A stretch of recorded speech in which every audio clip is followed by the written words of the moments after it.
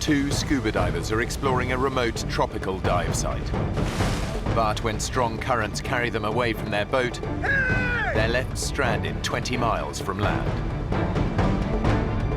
What was that? It's coming right up! With no sign of rescue, they have only each other to keep themselves alive. Exhausted, dehydrated, and in a state of constant terror, how long can they survive before they're taken by the sea or the sharks?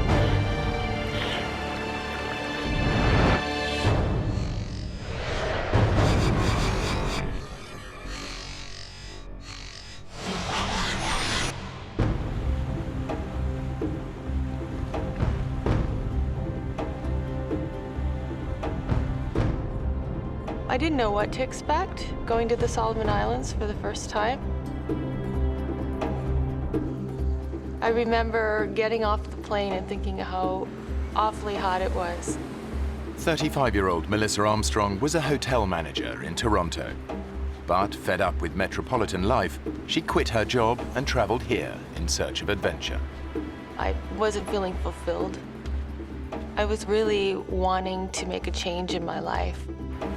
And I thought, okay, this will be an adventure. She's found a job working with marine researcher David Tomlinson, who spent almost 30 years studying the oceans. I began diving in 1963 in the Bahamas. I'm very lucky to be able to study much of our oceans and see things that not a lot of people get a chance to see. Hey, Hi. how you doing? Good. Stephen, Peter, this is Melissa. Hey. So you all set to see Cavachi? Yeah. Yeah?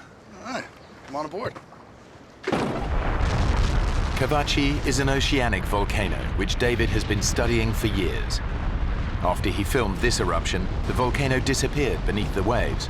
Now he wants to find out what's left under the surface.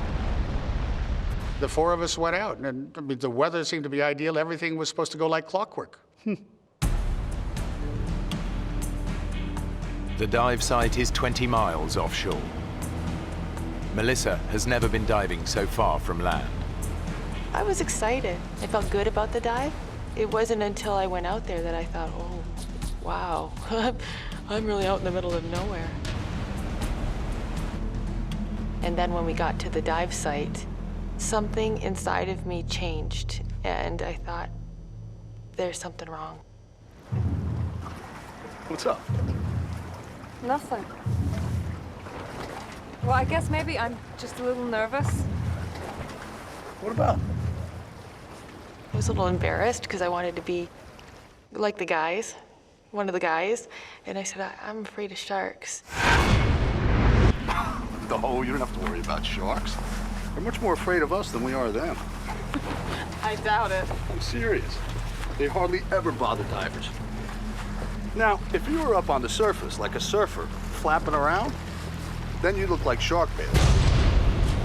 But when you're down below, there's nothing to worry about. Can you zip me up? If it was me, I wouldn't be worried about the sharks. I'd be worried about you diving right on top of a volcano. Well, that wasn't something I had ever even contemplated. So now I'm thinking sharks, volcano exploding, sharks and volcano. Don't listen to him. If it wasn't safe, we wouldn't be here. But David knows more than he's letting on. I had heard from the local fishermen that there was a couple big sharks out here, big hammerheads, that have been coming in and bothering some of the local fishermen. But at that stage, she didn't need to know that. David has dived with sharks before and is confident they won't get attacked while underwater. He's more worried about the weather. We're watching the weather very carefully because it's very exposed out there. And I noticed off in the distance a funny-looking cloud. It looked like an eyebrow, but it was nothing that deeply concerned me. David's confident they'll be in and out of the water long before the cloud reaches them. So what's your dive plan, mate? Well, we're gonna drop in around 30 meters, have a look around. The plan is to dive for around half an hour while the boat stays in position above them. The boatman went over exactly where we would be dropped off, exactly when and where we would be picked up. I didn't pay too much attention. I just let them do their thing. But the anxiety just kept growing and growing.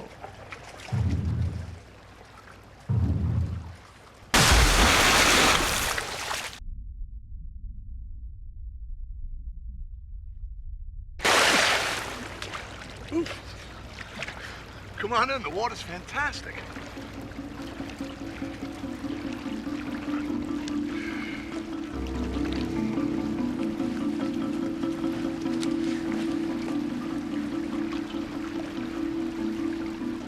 Then I got my gear on. I looked at the boatman and I said, Here I go.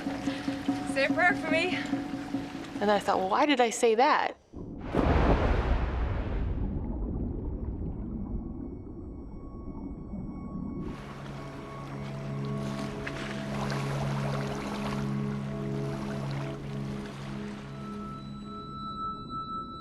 The dive was completely different than anything I'd ever experienced. It was amazing. We started going through this white haze. It was quite dreamlike, and there were bubbles funneling up around us coming from the vents of Kavachi. The volcano is out of sight beneath the divers, far deeper than they can safely descend. All they can see are clouds of sulfur dioxide rising towards them from below. It was such an amazing celestial scene. It was just breathtaking.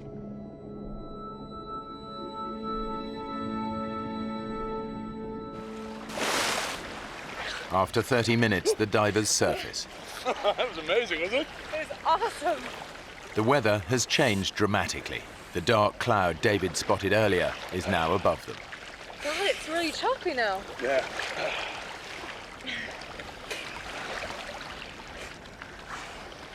There's the boat, it's miles away. Yeah, the current must be really strong. Hey! Hey, guys! Hey! We're behind you! Hey! I remember thinking, oh, okay, that's no big deal. I was just looking forward to getting in the boat and putting a towel around myself. And then they didn't turn around. They got the engines on. I can't hear us over the engines. Turn them off! Cut the engines! Turn it off! Hey! I said, David, why aren't they turning around? And he couldn't answer that question. You're yelling, you're screaming at the top of your voice. Why isn't he looking? We're here. Can't you see us? The boatmen know the divers must be out of air by now. They expect to see them surface, but the dark sky has made the divers impossible to spot. While the engine is keeping the boat in position, they have no idea that a strong current is pulling the divers further away. Where are they going? They're not going anywhere. It's, They are. no, it's the current. It's pulling us away. Hey! Yes, you feel anger. You feel like, come on, turn around and have a look at us. Why aren't you looking at us? Hey! The current was pushing us away. We could see him. They couldn't see us. Running the engine to hold the boat in position is burning up fuel. If the boatmen don't leave soon, they risk being stranded. One of them makes a desperate attempt to locate the missing divers, but he has no idea just how far away they are now. With the fuel tank almost empty, the boatmen have no other choice but to return to the island to get help. Guys! Go! It happened quite quickly. We watched them disappear, as if the sea swallowed them up. I said, David, this is bad. This is really, really, really bad. David and Melissa are now stranded, alone in the ocean. The nearest land is more than 20 miles away. All they can do is pray for rescue. I still had faith that they would come back, ride over the waves like heroes and pluck us out of the water. But they didn't. We are absolutely alone, miles away from land. I knew we were in trouble. So do you think we could swim for it? No. It's too far. They're gonna be looking for us down current. I think we should just stay put. Huh? I said, let's not ruin the chance of them finding us, because the boat driver was the only one that knew we were in trouble, and he knew that if he'd come looking for us, he'd come down current. So we were going to stay down current. How do you know they're coming back? Well, if they went to get gas, it's an hour there. And it's an hour back, so. I think we'll be out of the water by 4 o'clock the latest. Yeah? David had come up with a timetable, so to speak, of when the boatman might return, which was about 4 o'clock. I thought, okay, we might be here a while. But then the uncertainty started seeping in.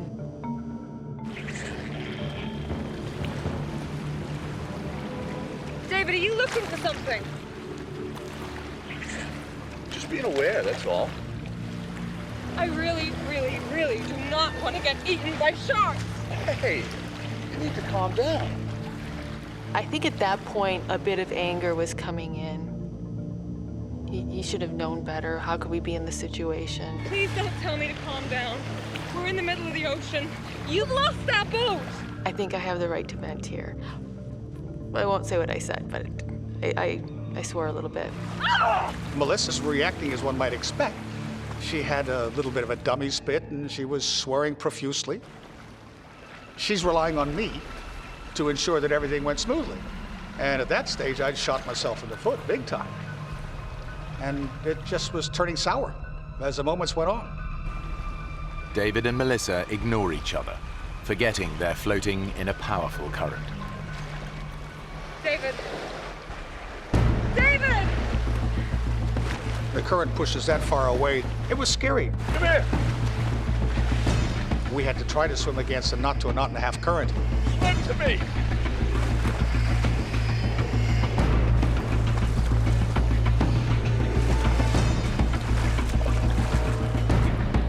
Just a couple seconds of being apart, I thought, oh my gosh, we just can't let that happen. I took her regulator, shoved it in through my BC, which was an easy way of making sure that we didn't get separated. Because separation in a scenario like that can be deadly.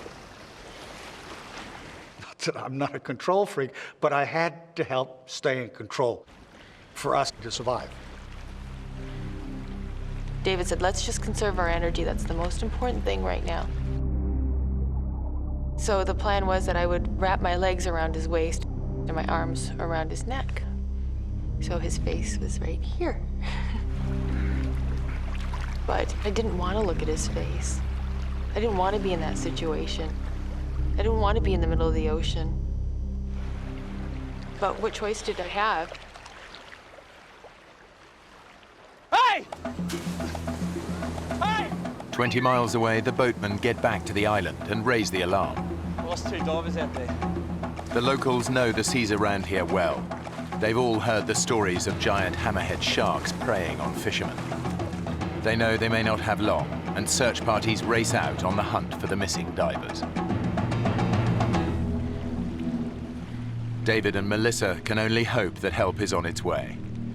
But with each passing hour, they're getting more nervous. In the Solomons, there's a phenomenal amount of sea life there. My biggest fear at that stage, I believe, was sharks.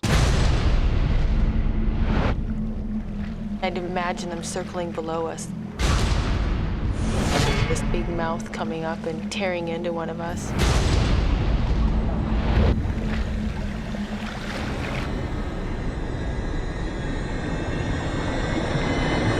What was that? What? Was that you? What? Something's on my leg. Ah! Get it off! It's my gauge. It's my gauge. Look, get it off I'm me! trying. Would you stop kicking? Look, there's nothing down there. There's everything down there. If there's anything dangerous down there.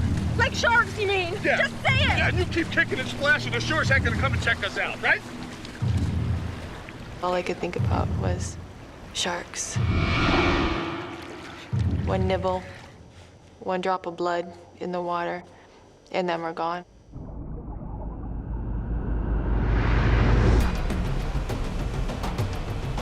The search parties have finally reached Kavachi, but they have no idea that David and Melissa have already drifted miles away in the current. They continue to search above the volcano.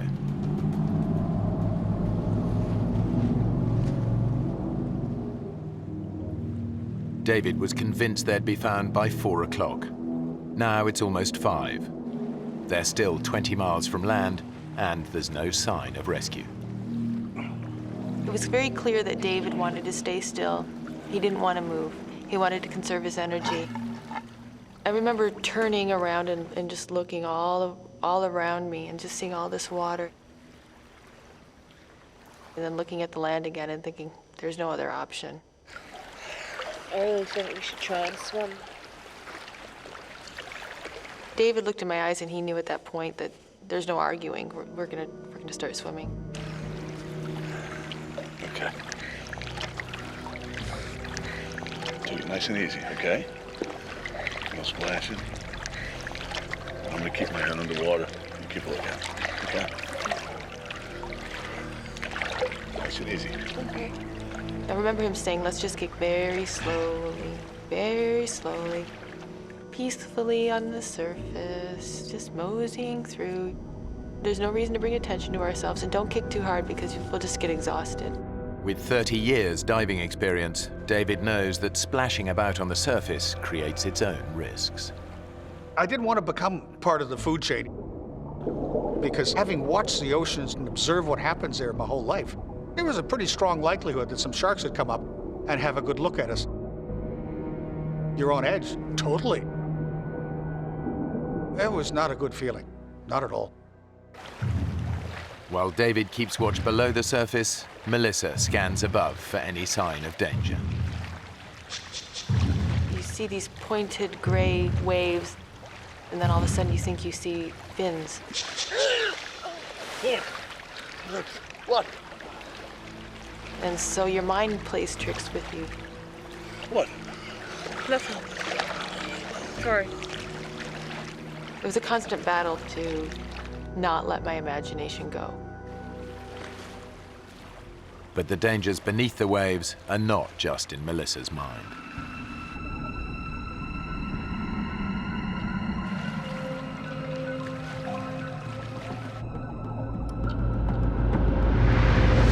Ow! Something gripped me! What? Where? What? Ow! Then I looked in the water, and there were millions of these little globs, little translucent balls. Oh, jellyfish! I look, they hurt. They're not gonna kill you, okay? Swim through them.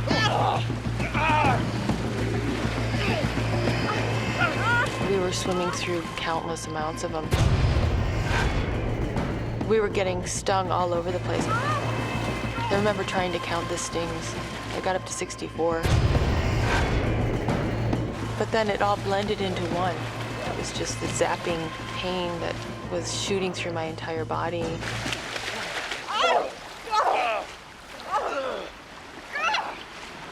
my lip is killing me. My hands are on fire! That's okay. I'll go down in about an hour. Are you okay to go on?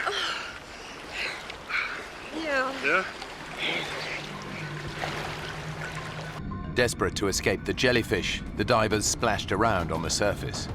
They've broken David's golden rule and become a magnet for predators. As I'm looking around, I'm looking straight down, and I see this little dot coming. I felt David, he pulled me to the right, abruptly. David! David, what are you doing? And I pulled back, and he pulled me, and I'm like, what? It was coming straight at me from the depths, literally, from what I could see, straight at my face.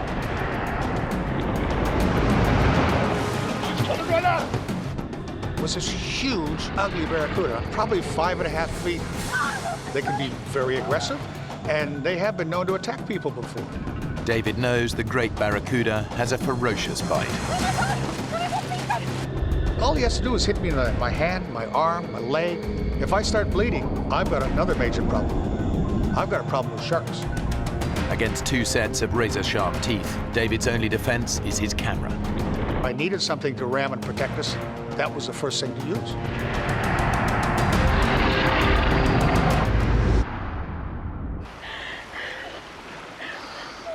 It circled around us, and then it went off.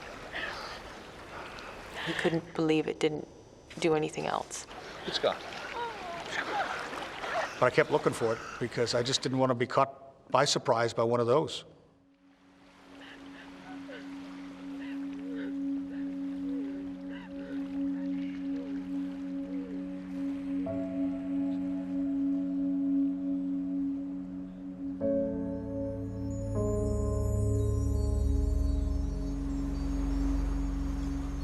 With daylight fading, the search parties have no choice but to return to the island. They've spent over 6 hours searching for the missing divers. They'll start again at first light, but everyone knows that by then, the odds are they'll be looking for dead bodies. As the sun went down, I felt really sad. I didn't understand why they didn't come back for us. I was hurt. How could this be? How could they not come back? Maybe they're back there, look.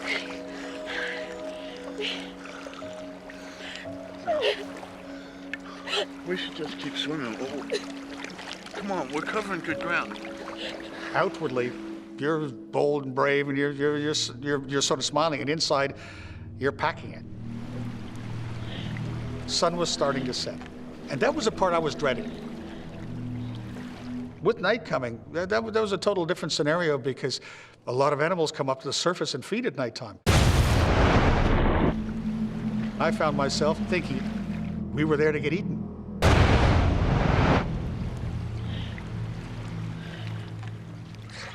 Despite David's fears, they're still 15 miles from land. Their only option is to keep swimming.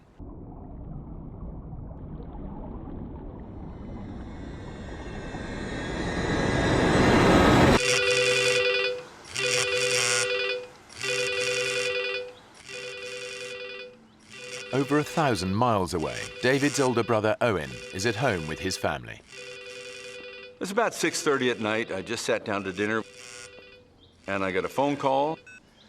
Owen Tomlinson. And it was David's secretary from Cairns saying, Owen, I've got some bad news for you. David is missing at sea.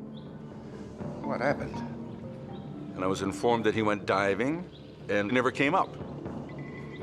We just lost our younger sister with cancer about 4 or 5 months previous. My first thought was my 90-year-old mother, whether she could handle the shock of possibly having lost another of her children. So that was very traumatic in that regard. Okay, I'll get there as soon as I can. Thanks for the call. As David's brother, of course, the family bond is strong that your first reaction is, what can I do to fix it? Hello. Yeah, I'd like a flight to the Solomon Islands. The first flight available was 3:30 in the morning, 8 hours and a bit off. And I felt inept, I guess, as impotent, whatever word is applicable, that I couldn't do anything that time span. Thank you, bye. And David was wherever he was, out at sea somewhere.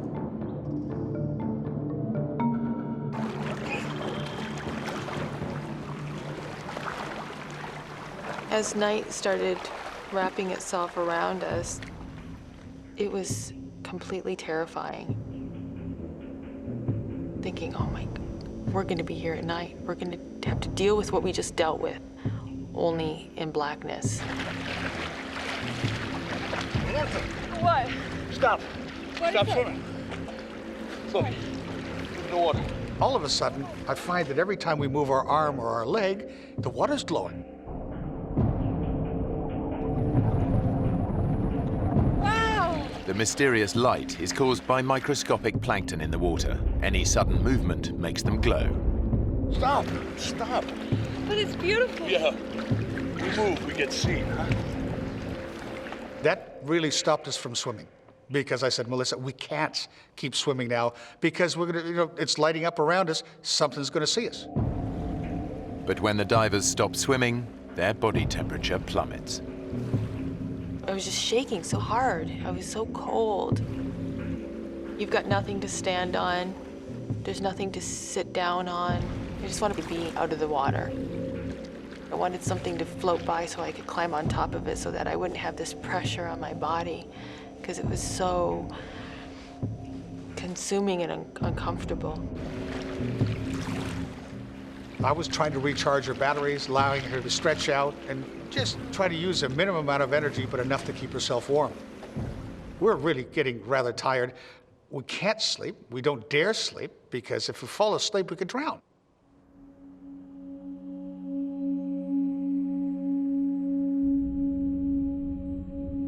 I had taken my mask off. And I remember putting my arm through it. I went to reach for it and it was gone. Oh, God.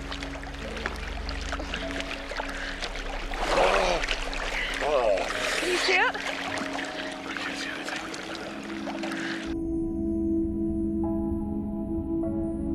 That's horrible, because as far as survival is concerned, that's such an important tool.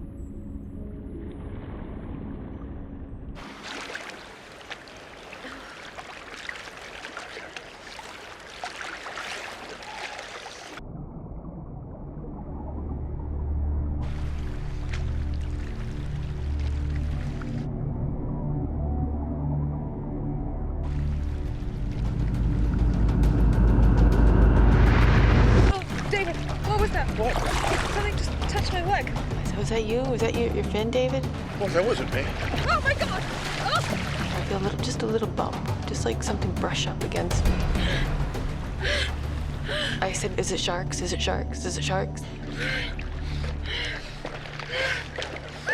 David and Melissa have been adrift in the South Pacific for over 12 hours. Trails of luminous plankton have made them stop swimming. Whatever's causing the flashes now, it's not them. Oh, my God. What was that? We were seeing little explosions of light within, 5-10 meters of us. Ah! Ah! Did you see that? There'd be a flicker of light, and then another one, and then another one. What sort of fish they were, I don't know. Any minute. You expect something's gonna hit you. Oh, my God. Your fear's unbelievable.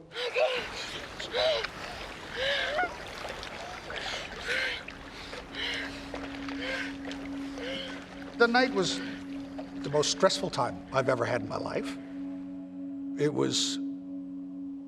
It's as far as your emotional lows are concerned, that'd have to rank up there with them, because I've never been so hopeless.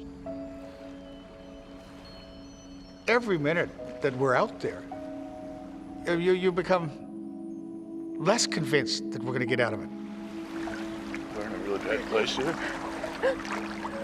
I don't know what's gonna happen.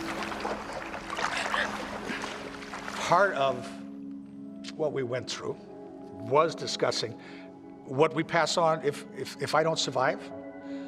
Tell my kids I love them. And my family. It's scary. Oh.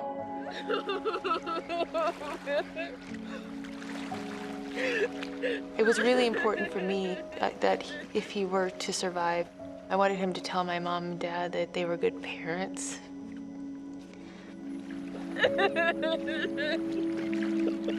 He started crying and he said, "You're gonna live to be very old. You're gonna have children." And that was hard.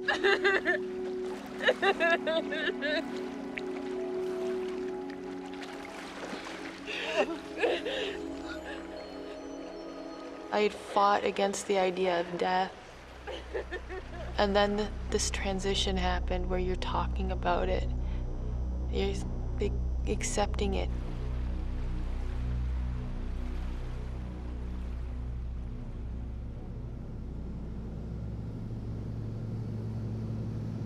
David and Melissa were 19 miles out at sea. I'm looking out the windows of my plane and it's black. And I'm thinking they're down there in the water somewhere and it's black. You really feel very useless because there's nothing you can do. A lot runs through your mind, it really does. I kept thinking that this is kind of like a bad dream and everything will, you'll wake up and everything will be just the way it was. Obviously, I hope he's alive and he's floating somewhere. If not, what do I do? How do I bring a body back?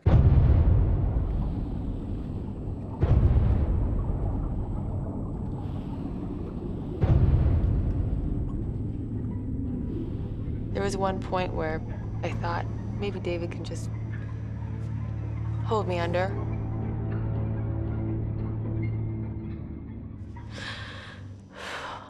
And I couldn't allow myself to die that way. I couldn't do that to my family. I couldn't dishonor them. I couldn't do it. I just said, David, I don't care. I don't care if I die. I gotta die trying. I'm not gonna lay here anymore. Gotta swim. We gotta swim.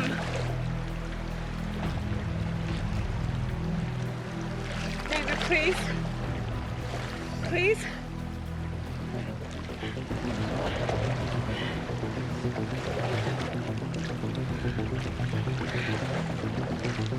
And he said, okay, all right, let's go for it. He said, just go really slow. And so we kicked, and we didn't stop kicking.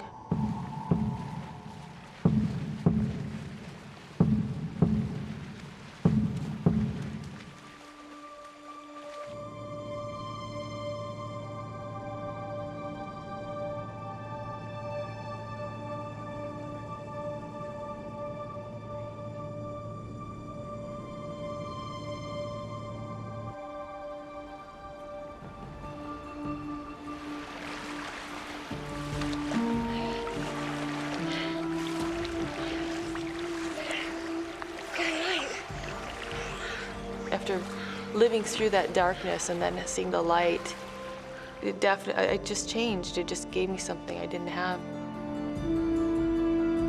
It was glorious just seeing that sun. It was one of the finest sunrises I've ever seen in my life. It just to watch the light come up was great. And then I could actually see for the first time the land. I could see that it was actually tangible. Oh, we're getting closer. It is closer. My eyes were completely glued to the land. That's all I could think about. Melissa may be feeling more positive, but David is 20 years older than her. While he allowed her to rest during the night, he's been awake since 6 a.m. yesterday. As we went on, I was getting really tired. I've been going for 24 hours at that stage. He started acting very erratically. I remember watching a snorkel slowly sink into the water. And just when it was about an inch from the surface, I would nudge him and he'd pop his head back up. David, you okay? You all right? Seeing him like that scared me a lot. I remember thinking, what if he drowns?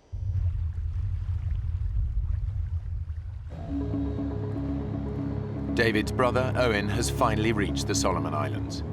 Even though there's no official search and rescue, there is a helicopter service, but it's a private company. When we got the helicopter chartering service, they weren't really sitting around waiting for me. They were doing other things. And I'm standing in the counter saying, come on, you know, I want to get this up and going.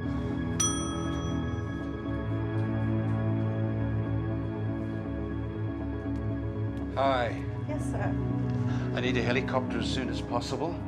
Okay, what for? My brother's gone missing near Kavachi. I'll have to talk to my boss first. So if you'd like to take a seat, then I'll just be right back.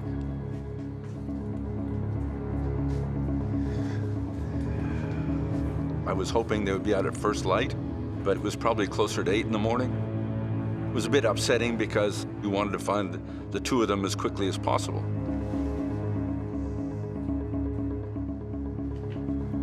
Mr. Tomlinson, good news. We've got a chopper on standby for you. Oh, that's great. And I said, well, get them out there, get them going. But unfortunately, we're a commercial operation, so I'm gonna have some form of payment up front so we can get you in the air. I had no idea what the currency in the Solomons was, and I certainly didn't have a suitcase full of whatever currency they would accept. This do? That'll be fine. 1 minute. So the good old plastic came in handy, and it worked.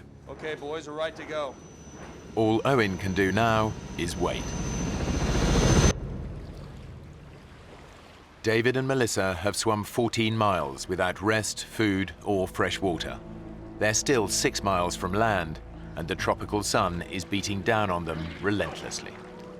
I was so grateful the sun came up, but it was also a blessing and a curse because I could feel the side of my face burning, and I remember trying to put my head in the water to cool it off for a little bit. My lips were so raw and swollen, and now the sun was burning them, so they were starting to blister. My skin was wrinkly and flaking. You feel like you're slowly getting eaten by salt water. David is both physically and mentally exhausted. I was dehydrated, I was starving. I was running on less than empty at that stage. I was starting not to think straight.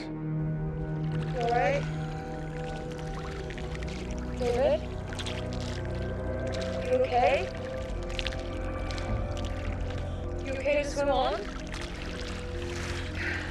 I remember him looking at the land and saying, "Oh, look at those condominiums."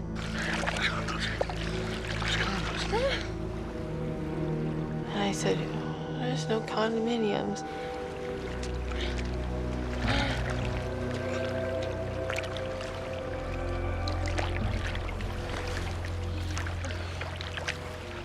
That's really when I realized he was fading. He wasn't making any sense.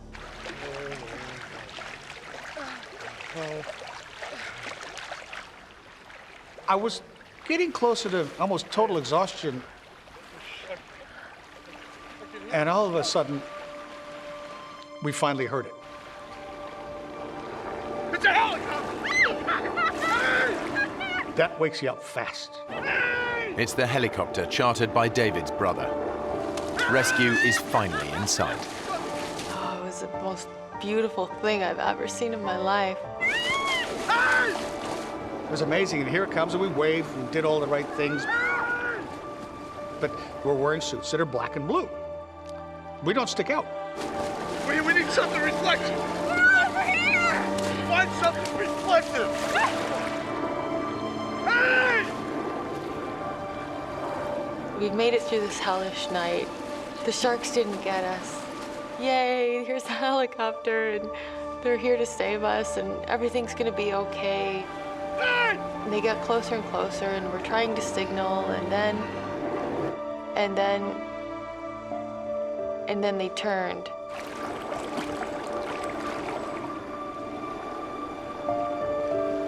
They can't see us.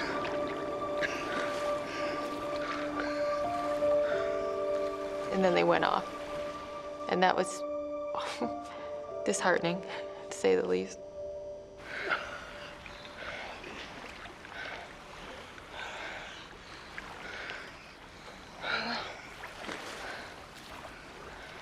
Then we just pressed on towards land. Let's swim. Come on. Because there's no other choice but to keep going. The exhausted divers are only 4 miles from land. But for David, this is the most terrifying part of the entire journey. I didn't totally mention to Melissa at that stage that I believe the greatest fear we're going to have is that last bit, right in close to the shore, because it's an area I wanted to fish, because there's so much sea life there, including your upper major predators. And at the same time, I didn't tell her about 2 big 20-plus foot hammerheads that I heard about that had been bothering the fishermen. So that deeply concerned me, but she didn't need to know that. But what David doesn't know is that his fins have been chafing his ankles. He's now bleeding profusely. Hammerhead sharks can smell 1 drop of blood in 1,000,000 drops of seawater. It's only a matter of time before David attracts attention.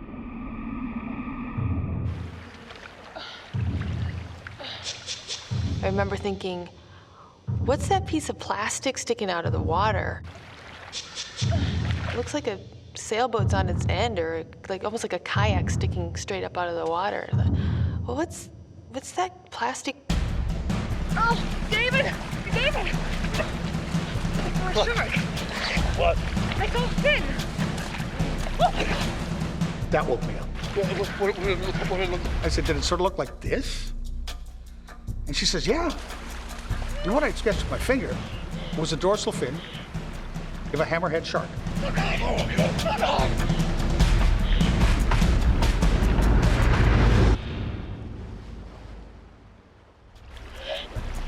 Just offshore, they've spotted a hammerhead shark.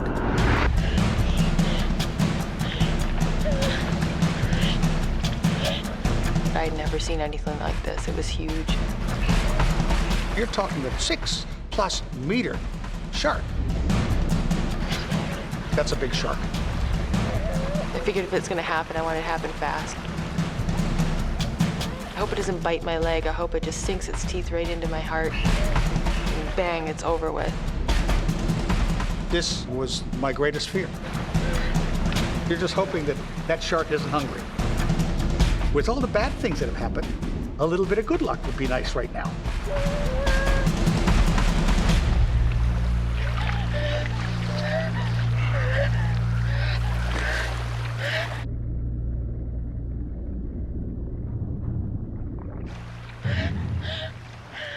The hardest problem is that you know it's still nearby.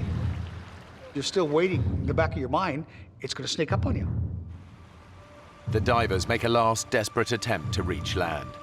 After 26 hours in the ocean and an agonizing 20-mile swim, they're finally just a few hundred yards from their goal. But getting ashore is far more dangerous than they ever imagined. This wasn't a sandy beach that we would float up to gently. This was an extremely pitted, jagged, horribly craggy shoreline. David, look at the rocks. I knew that with our bodies being so soft, so pliable, our skin just being mushy, all I could think of is how badly we're gonna be torn up. 26 hours in the water has taken its toll on their skin. I looked at my hands, and my hands were just unbelievably wrinkled from being in the water for so long. And right in the corner of my thumb, just where my nail meets, a bit of flesh had fallen off.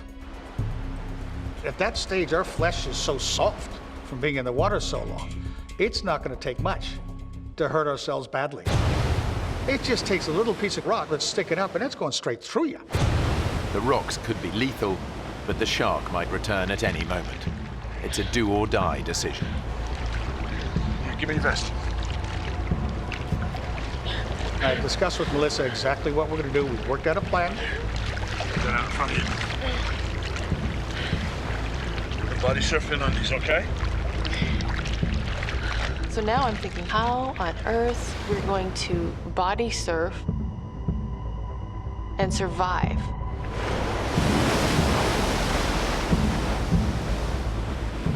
But what choice did we have? It was completely terrifying.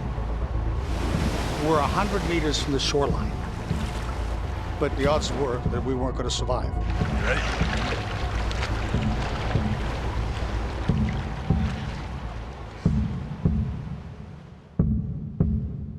And I just happened to turn left, and I don't know why I turned left and looked. And then I heard him say, "I'll be damned. There's a boat."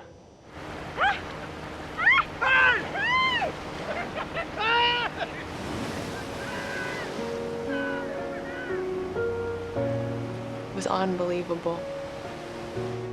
It couldn't have been at a more beautiful time.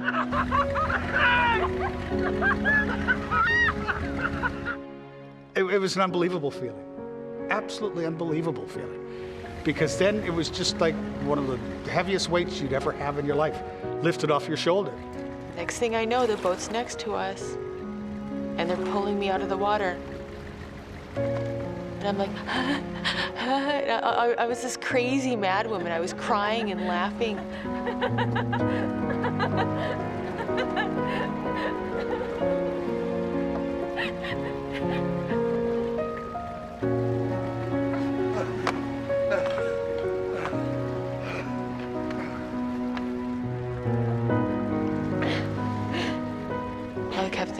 was just lost at sea. I was just lost at sea for 26 hours. The sharks didn't eat us. We didn't die. I'm alive. David and Melissa swam 20 miles before they were finally rescued and returned to dry land. There was my brother Owen. Greatest sight in the world. I didn't know whether to hug him or belt him over the head. I really didn't. God, David, what have you done now?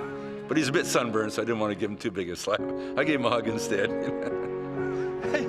I'm Owen. I said, you do this again, boy, and you're on your own. I'm not flying halfway around the world to save your ass. I'm sorry, kid. And it was just great to see him. It's ever since then, every morning you wake up, it's wonderful to start a day, standing on dry land. David still lives in the Solomon Islands and dives regularly. But Melissa returned home and hasn't done an open water dive since. The two of them remain good friends.